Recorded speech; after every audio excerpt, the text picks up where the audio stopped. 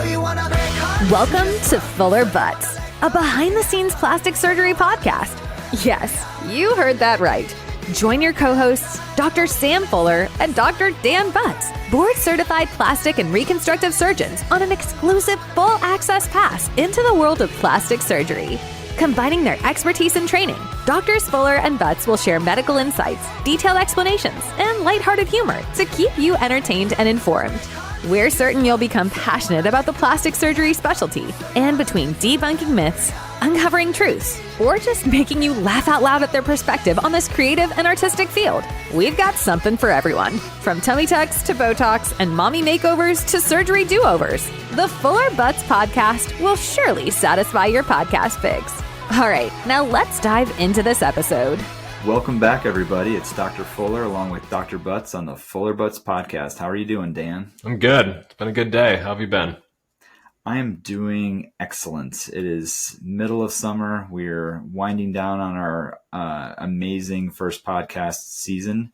How are your thoughts as you're reflecting back on the first 12, 13 episodes? It's been good, and we covered a lot of big topics. I'm looking forward to future seasons, maybe getting in, a little bit deeper into some things and getting more guests on. I think would be great, especially talking more about facial procedures and things that the two of us don't do as much. Maybe even exploring more, reconstructive options out there. I mean, plastic surgery is such a big field. We're really just scratching the surface with, at least what we've talked about so far. What are your thoughts? Yeah, I think some of our secret guests that we've been talking about would be excellent just to hear different perspectives. And we really need some celebrities to do some crazy plastic surgery so we can talk about it. We're just waiting for that next controversial event to happen that we can jump on.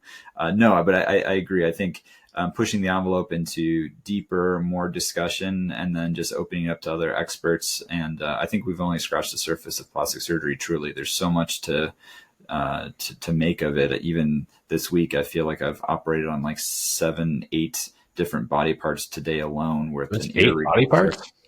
Ear reconstruction, nasal reconstruction, skin graft, distal radius, common perineal nerve release, back, 3 neck, skin cancers. It was just anatomy all over the place. And that's what makes it fun. Yeah, it's incredible. A lot of different incisions, isn't it? Yeah. So, today's topic is entitled Incisions, Revisions, and Second Opinions. And so what Dan and I thought we would discuss is some of the frequently asked questions that we get in the office and in consultations. And I think a lot of it just stems from mommy pages and these Facebooks for mom blogs where they're saying, oh, ask your surgeon this, ask your surgeon that, which is great. It's really important to be informed. But I think some of these heavy hitting questions we can try to knock out in our podcast to at least just provide some baseline of education for commonly asked questions that are regarding our incisions, our revisions, our revision policies, and then, how we approach second opinions. Yeah, I think it's an important topic. One we often probably overlook a little bit, especially like breast augmentation. I don't know about you, but I tend to prefer the incision in the fold. I think it tends to hide really nicely, but to get it in the fold is really important. I see a lot of patients coming in for revision, for second opinions from other surgeons where maybe they've bottomed out and the scar is too high, or maybe the scar was just placed too high and the breast is actually in an okay spot, but they didn't plan that appropriately. So how do you go about kind of planning your breast incision? Yeah, for breast augmentation with lift, it starts with the physical exam, just examining what their anatomy are, really trying to point out that funny quote that we used at the first or second podcast as far as the breasts being sisters, not twins, and that there's always going to be some differences. And so trying to determine whether the folds are actually at the same level or not, where the nipple is in relation to the folds, and whether there is ptosis or droop or drag of the nipple below where it should be. The actual breast tissue that's there for these revision cases that you mentioned, is the implant above or below the muscle, I think is very important as far as the longevity of it, and it's bottoming out on why that's happening, and really understanding the why behind it. When we're talking about routine primary breast augmentations, to me it's almost like a math game. We're doing the measurements, we're looking at the base width, we're determining the projection. I'm helping the patient select the correct and optimal breast size for them. And then there's also, just the diameter and measurement of the implant itself. And we can use that in a formula to try to determine where that fold is going to be in relation to the current fold and in relation to where the nipple would sit afterwards. Yeah. So some of the common measurements we make, obviously the sternum to the nipple to the fold. And we like to I think we do it very similar, put that on tension and see what that stretch is like. Because when you put the implant in, that's going to be stretched out. And sometimes people have a very short fold, or it's almost a constricted or tight crease, and we need to lower it, sometimes 1-2 centimeters to get enough skin to cover that lower portion of the implant. So frequently we're lowering that, recreating the fold, which is a little bit more complicated, but really important to make sure that scar ends up in the right spot.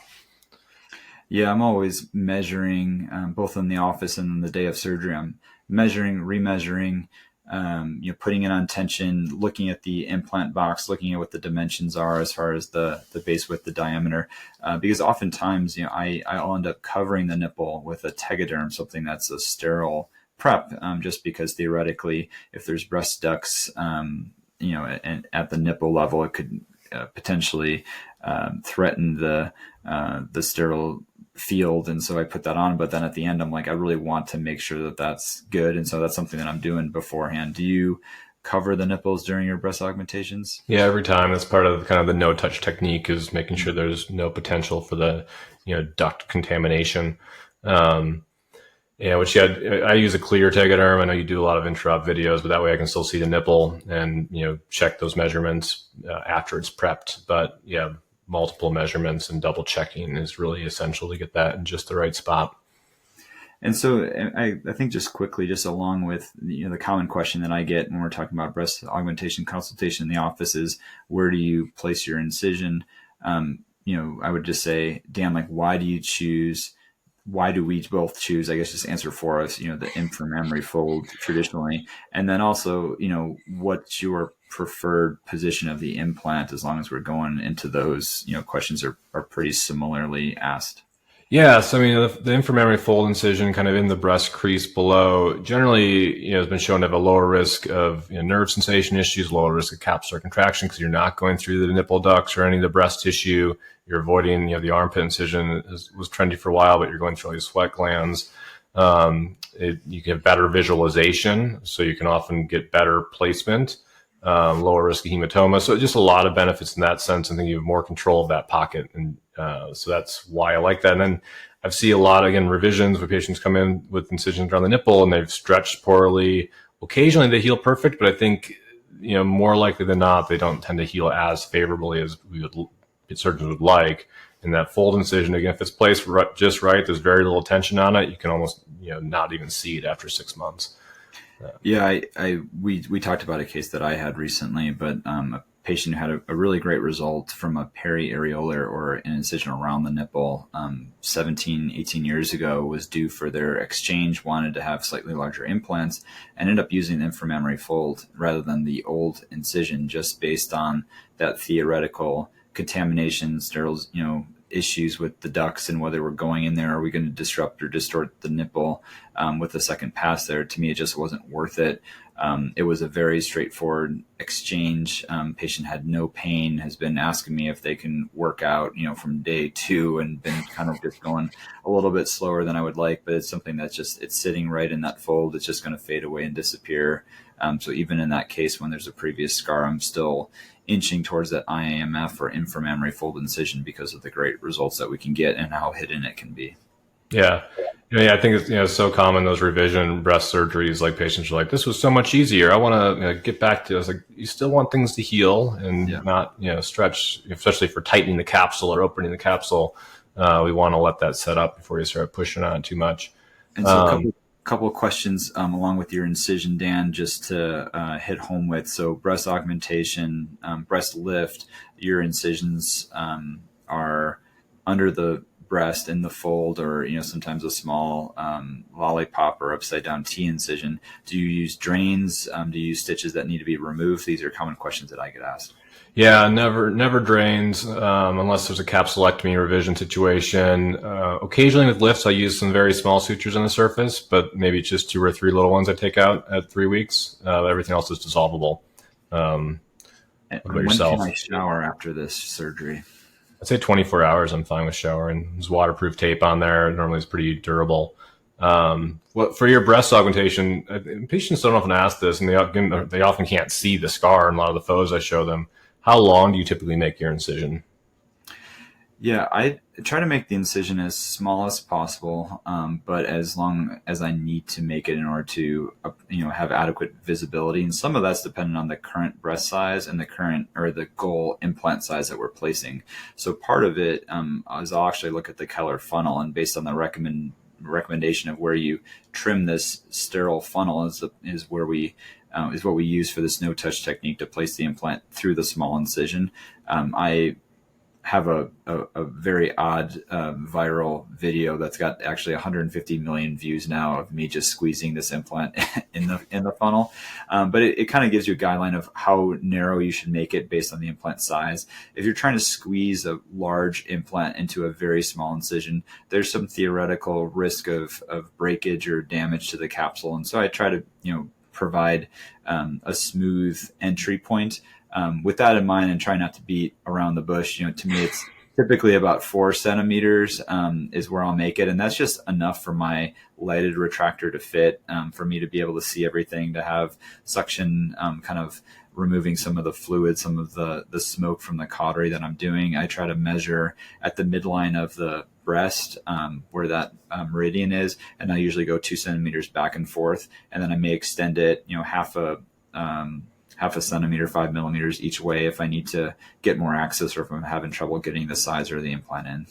Yeah, with the bigger silicone implants, you didn't need a bigger incision to get them in. So I've done some 3 centimeter incisions for really tiny implants, and it's a struggle to really see everything adequately. So my average is probably more 3.5 to 4. When you get up to 4 or 450 is probably getting up to 4.5, just to again, not stress that implant too much. But sometimes I see certain patients come in for revisions and they have 5.5, 6 centimeter long breast aug incisions. And that seems excessive, in my opinion. Trying to again, we want to use as small scars as possible to see adequately and get the best result we can. Yeah, I think it's just a lot more work. Like, you don't need to have it that long. You can see everything very well, and then you just worry about disrupting the important infrastructure that's below there, the parenchyma, the inframammary fold, and all those stitches. Like, how many stitches that they put in to close that below there? Is that causing more bottoming out? And so I think it all heals well, but certainly you want to minimize that just to allow for healing and avoid any potential issues with it dehiscing or opening or having thickened scars or weakening the breast pocket itself. So yeah, that's some good overview about breast incisions. I mean, we could spend all day probably talking about different things with lifts and whatnot, but another common one is tummy tucks. I see a lot of patients coming in for revisions. Too many of the scar is just too high. And that really disrupts and kind of elongates the mons area, the pubic area, which is not optimal at all. So how do you go about planning that scar placement?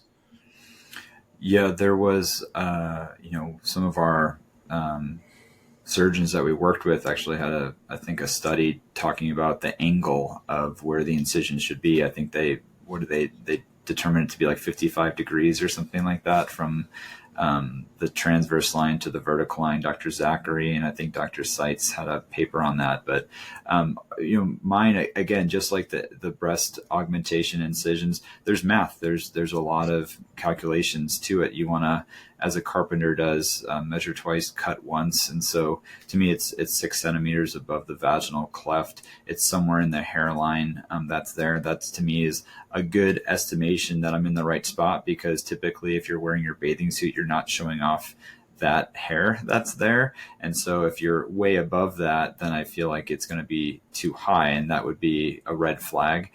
So to me, it starts about 6 centimeters above the vaginal cleft at the midline, and then it's about 7 centimeters in each direction parallel before we start inching up. And I try to really see, even if they have their underwear or swimsuit on, something that can help me determine where their waistline is, where it wants to be.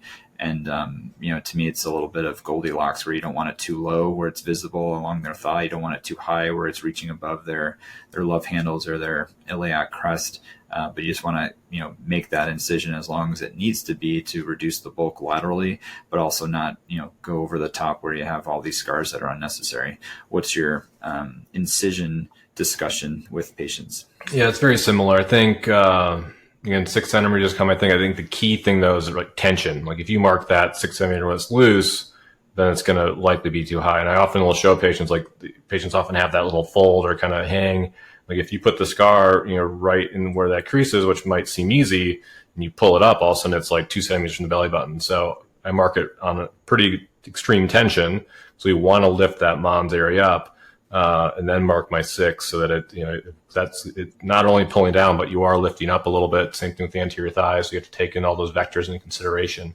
And I'd rather have a little T incision from not getting all the skin out to the belly button and keep it low than cheat it up higher and have a more potentially visible scar, because it's much harder to fix. And then extending it out, just a natural taper. And I'd rather have a little longer scar that's easy to conceal than it being short and kind of bunched up anywhere. And so just another common question I get is, I have C-section scars. What do you do with those? Yeah, so we always excise those, and patients are always like, it's so low. How are you going to get that limit? So we're always below a C-section scar. I've never seen one lower than I would go. So we just get rid of all that scar tissue, start fresh. Sometimes patients have pain in the C-section scars. We get rid of that entrapped nerve, whatever the problem is. It's pretty incredible how that can often resolve a lot of that. If there's divots or unevenness related to it, we can fix that quite nicely as well. So it kind of just starts fresh. Yeah, that C-section incision, there's just always a lot of adhesions. It's usually stuck to the abdominal wall, and patients are complaining of this overhang, this skin and fat that's drooping down.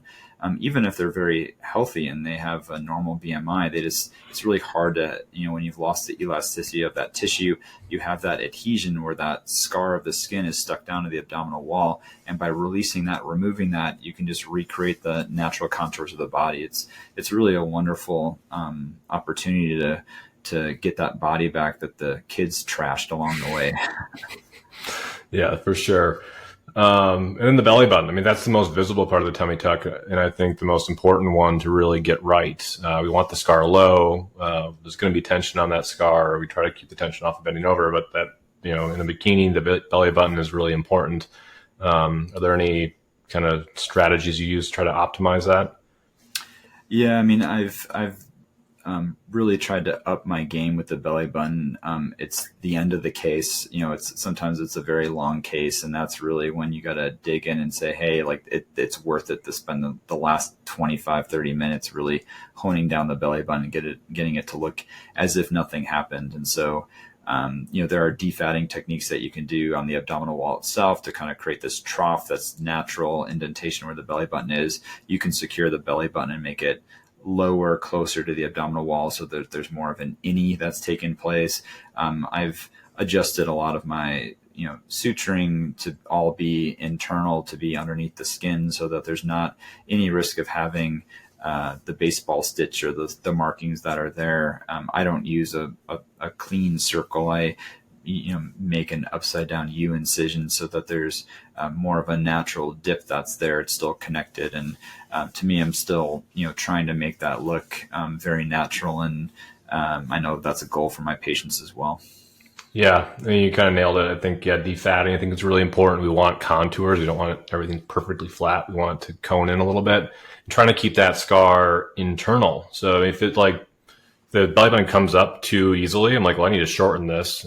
That's what I do. I shorten it, try to get that to pull inside so that you get that scar in the shadow of the belly button, not on the surface of it. Really big.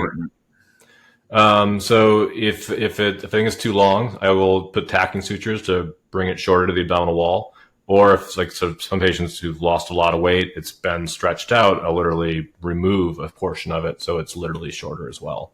So kind of depending on the anatomy, kind of depends on how I'll manage that, but really trying to optimize that, make it as good as possible. And I love the inverted U and the little V at the bottom. Sometimes I see these triangle belly buttons. I'm like, belly buttons aren't triangle shaped.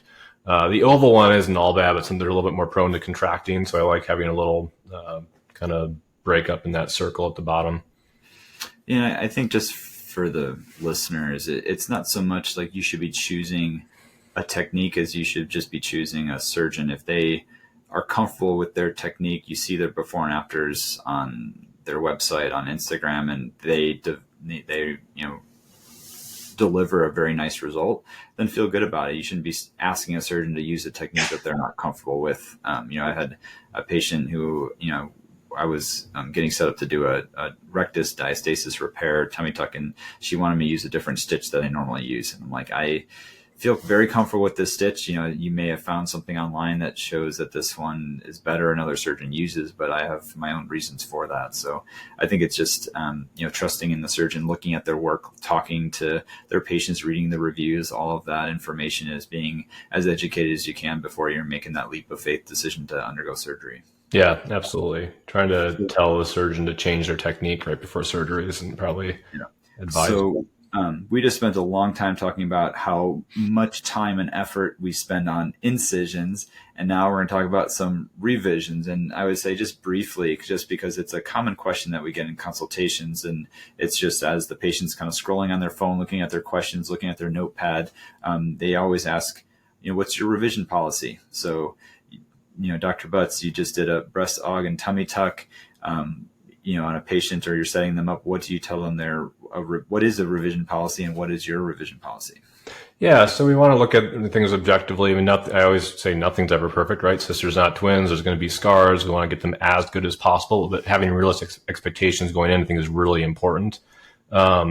But, if something isn't up to my standards, up to their standards, we discuss kind of how we can fix it. If there is a little bulge on one side, I always try to chase out dog ears to make sure it's smooth. But let's say there's a little something there. It's pretty easy to fix in the office. We do that for no charge. If there's something wrong with the scar that we can fix in the office, we do that for no charge. But I like to wait at least 6 months. Let most of the scarring kind of maturate. And if it's a scar issue, I like to wait a year because scars really heal for 1 to 2 years, but give it some time, maybe do steroid injections. If it's a bigger issue, we need to go to the OR and require anesthesia. I typically waive my surgical fee, and they have to, responsible for the anesthesia and facility fees, which normally it's relatively much shorter than the original surgery, and it's pretty reasonable. But we want to be able to do this surgery safely and not try to cut corners to save costs. So I think that's an important thing, and to realize that there are risks involved and that there is some financial component to it. Breast augmentation is we can maybe talk about that in a second here, but any differences for you, or is it similar? The revision policy is exactly the same. Like, I really don't have too much to add whatsoever. I think it's 100% of what you said. I think it makes a lot of sense. And when I say that to patients, I don't really have any disagreements. They say, wow, yeah, that makes a lot of sense. I totally would not expect you to pay for anesthesia fees if I were going to be doing something else that needs to be revised or touched up. And it is not a common thing, but it's something that should be discussed, and it's important to have that. Another thing, my policies, is usually within the first year, just because you don't want somebody coming back like 7 years later and saying, hey, like, I want this fixed, you have this revision policy, we're going to do it for free. So I try to put a timestamp on it. But what I tell patients is that, if it's summer, like it is right now, coming up on 4th of July, and they want something done, but I'm not going to make them do it now in the middle of summer. They want to get it done in the winter or something like that. It's not like they're losing out on that opportunity to do that. And I always tell them that, they're kind of like my billboards. They're my, my strongest marketing team, and I want happy patients. And so the goal is, I take pride in my work. I want things and the results to be outstanding. And if there's something that's objective that I see, that they see, that's not unrealistic, then I want to do everything I can to make it right within these policies that we have as board certified plastic surgeons. Yeah, 100%. I just say we need to have identified and discussed it within a year. If you show up 2 years later, you've lost 30, 60 pounds, that's a very different situation. I'm happy to help you. I want to make it things better. And I often will discount, little things like that. If you're a return patient, try to make it more reasonable for you. But, that's kind of more related to time and weight fluctuations than anything that happened in the surgery. Dr. Fuller, I just had my breast augmentation 6 months ago and they're just not big enough. What can we do? Yeah. That's probably, boob greed is probably one of the most common things I tell every patient before surgery to expect it, because once you've lived in them for 3 or 6 months, wanting to be a little bit bigger, whatever that might mean, is very common. So how do you go about addressing that? And, to me, it's expectations. And so, I tell patients before surgery that 1 out of 3 women nationally, when surveyed, if they had to do it over again, would choose a larger implant. So I just sort of plant that seed that there may be some underlying, I guess, boob greed is a good term in slang. It's probably something I'm going to start using now in the office to have. I tell them that I'm not pushing them to a larger implant because of that, but it's just something that we should discuss and be aware of. I always have at least 2 appointments with patients prior to breast augmentations, prior to implant decision making. And once we make that decision, which is based in part based on the geometry, the mathematical equations that we talked about at the start of this podcast, that's a decision that we made. And if somebody's not happy with it 4 months, 6 months, I'm typically saying, like, let's pump the brakes. Let's, calm down. Let's give it a full year to really, live with this. And if it's something that they're still not happy with, want a different size, despite having, the preoperative appointments, the decision capacity, the decision that we made together, that I would be happy to revise that, but they would be paying for the new implants. Otherwise, if you think about it just as a business model, it's a pretty poor model. If 1 out of 3 people want a different sized breast every single year, there's no way that we can afford to start paying for implants when people want things up, down, all over the place. Yeah. And I think, on top of that, like, there's risk, every time you go back in, there's another risk of capsular contraction. So I similarly kind of say, I think it's worth, this is a big investment, living in a little bit, like, give it some time. The exchange is relatively straightforward and relatively, low risk, but we want to make sure where you don't rush into it.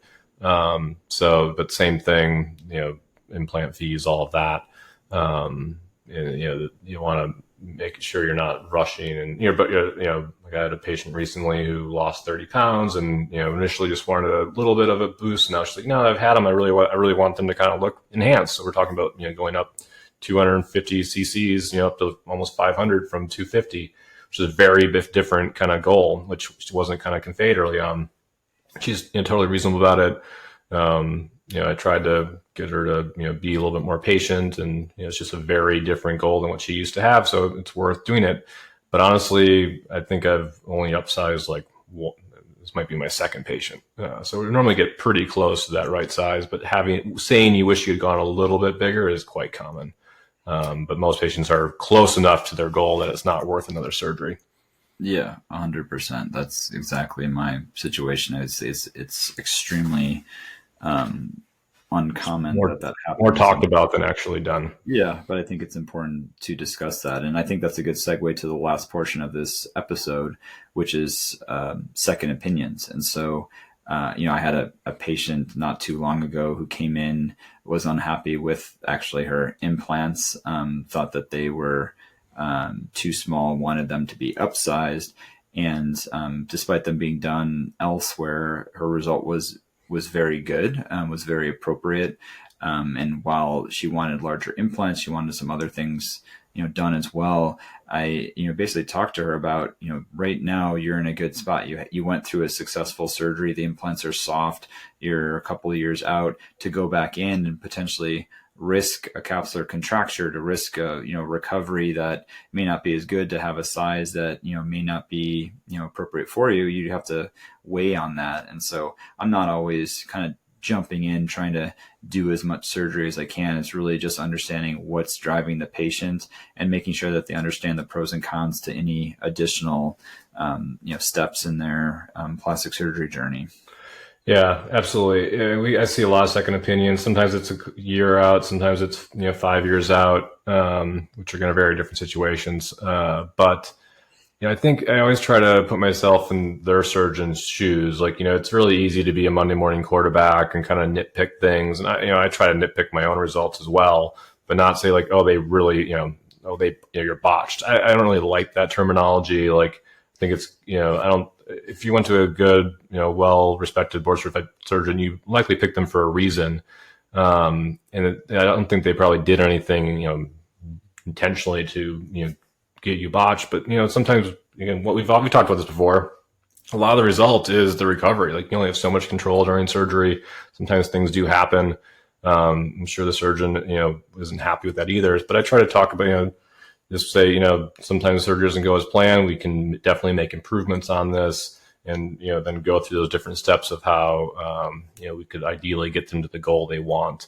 Because it's really easy, I think, to try to bash your competition and whatnot. But I think we're a small community. We always want to be respectful towards each other. Now, if you went to the pediatrician or the OBGYN who's doing liposuction, I might not be as normally kind of just keep my mouth shut. But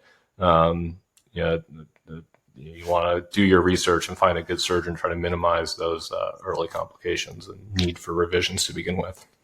Yeah, it's community over competition. I don't think a patient is going to, be enamored with my approach if I'm talking trash and speaking negatively. That's not my job. They want a second opinion where we have to deal with, what's in front of us and look at things objectively and figure out if it's something that's reasonable with the risks and benefits of the procedure to undergo a revision, if it's something that shouldn't be undergone. And so as part of that, certainly there's some red flags if somebody's coming in speaking very negatively about somebody, that this is somebody who could potentially do that to me as well. And, something that I consider.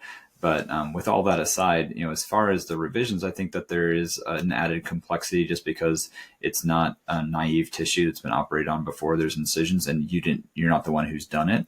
And so I think it's very important to obtain, if possible, the old records. I'm very thankful when the patients have kept their implant cards, so I can see, what the implant was, whether it was saline or gel, and what the size was, because we both have had stories in the past where they, could have sworn it was one size and it wasn't. And so it gives me more data, more information. It's not a deal breaker if you don't have that, but I'm trying to collect that to understand, and even their post-op notes to see if there was some delay in healing, something else that caused the scar to widen to something not to look as good as it can. It's very helpful to me.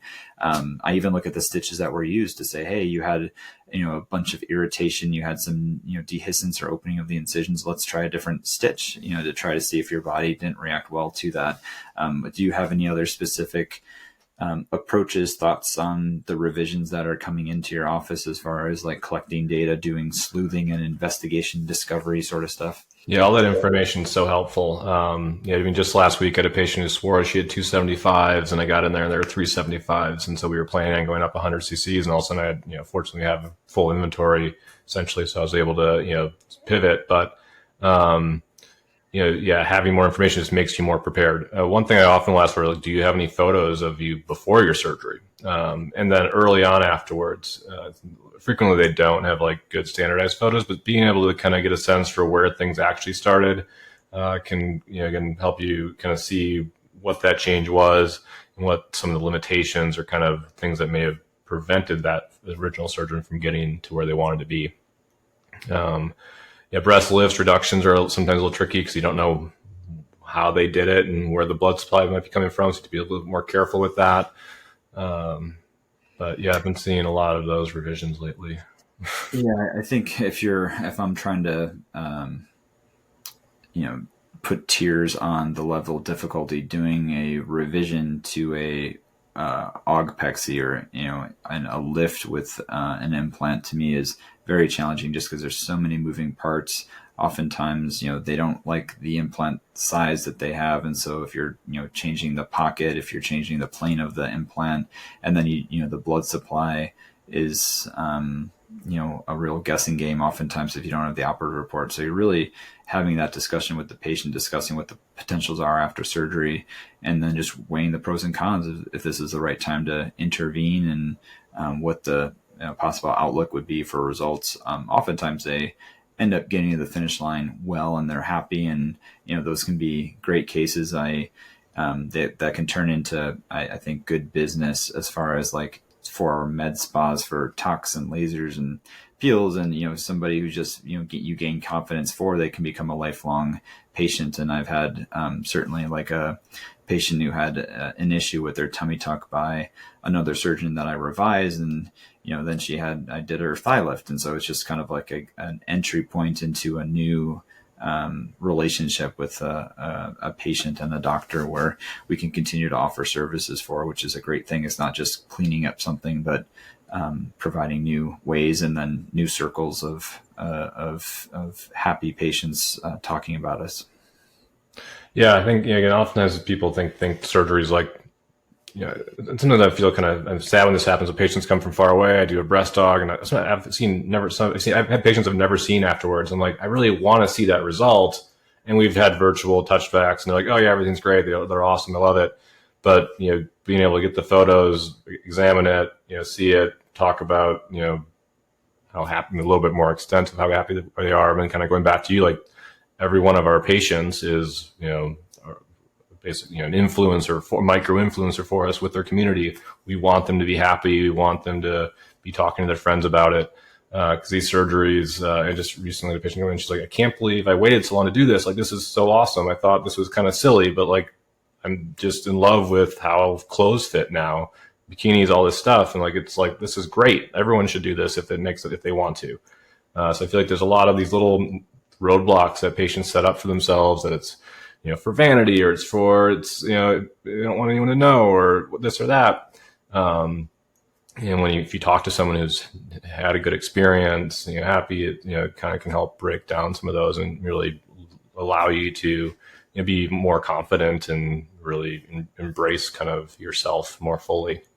Yeah, I think a lot of these second opinions for revisions, a lot of those patients don't know that it could be better, or we're told that there's nothing else that could be done. And so to me, I welcome most of those visits, and try to just approach it with an open mind and set real expectations. But oftentimes those can be some of our happiest patients, because there's something that's bothered them for so long, and we end up doing a minor fix or a major fix depending on the situation, and it makes it a lot better. Yeah, I do have to, you mentioned the mommy blogs and kind of the plastic surgery kind of community forums that are out there earlier. And I do often warn patients, as much as there can be some good information out there, I also feel that there's a lot of patients who had not so great experiences, and they're searching for answers. And ideally, maybe they traveled somewhere else. Maybe they, I don't know what don't know what these situations are. But ideally, you're coming to your surgeon with questions, and not kind of searching for answers from an online community. So I don't want, if they really want to, they can obviously, but I don't want them getting too nervous about terrible experiences they see on there, because those are extremely uncommon. And we're here to help them through the process if those do come up, and revise it if we need to. I mean, I want them to be happy and have a great outcome. So it's really important to get them to that finish line. Yeah, I welcome the patients that ask the questions as soon as they start saying, I saw this online or found this online. Basically say there's a lot of stuff online. There's a lot of good. There's a lot not so good, and so it's just trying to be as informed. But there's one patient who said that they needed a wheelchair or something after a tummy tuck, and it's on there, then it becomes like, I feel like there's a lot of debunking that, where that's just one person's story, and it's not even my patient. It's just somebody in the state of Indiana or something like that. And so there's a lot out there. There's some helpful sites, and I try to direct patients to certain communities where they can provide information and share information. And then I try to be that beacon of advocacy and education for them. And this podcast is just another way that we can do that, to give them the resources so that they're hearing it from us, and hopefully preparing them for our consultations with us. Yeah. On that note, I think this is the wrap up of the first season. Gone over time again. We're really good at that. But I think we might throw together a spontaneous in-person podcast at the Michigan plastic surgery meeting. Mackinac Island. The Academy of Plastic Surgeons, the MAPS meeting in Mackinac Island in about a month now. We're bringing our families. I've never been to the island. There's no cars allowed. Is there internet? I was just thinking that, like, do I have to bring my mic and stuff? Like, we have to figure out like what equipment we might need. They have like horse-drawn trolleys, like wagons. Yeah, maybe we'll do one on the back of that. Yeah. But yeah, it's been a fun ride. We welcome everyone to send in their comments and other topics. We're going to do a lot of work on the side so that we can prepare and bring back more content, more guests, surprise hot topics and great things on the Fuller Butz podcast. Yeah, thanks for tuning in for the last however many weeks, and look forward to seeing you on the flip side, season 2. Yeah, see you in Northern Michigan, buddy. Yeah, later. Thanks so much for tuning into this week's episode of Fuller Butz, a behind-the-scenes plastic surgery podcast. Doctors Fuller and Butz are so appreciative of your time and attention. We invite you to subscribe, share, and continue to enjoy our plastic surgery perspective. Feel free to reach out on Instagram at either @SFullerSurgeryMD or @DanielButzMD. That's Butz with a Z, for comments, suggestions, and support. Remember, be artsy, stay scientific, and make life fun. We hope you'll join us again on the next episode of Fuller Butz.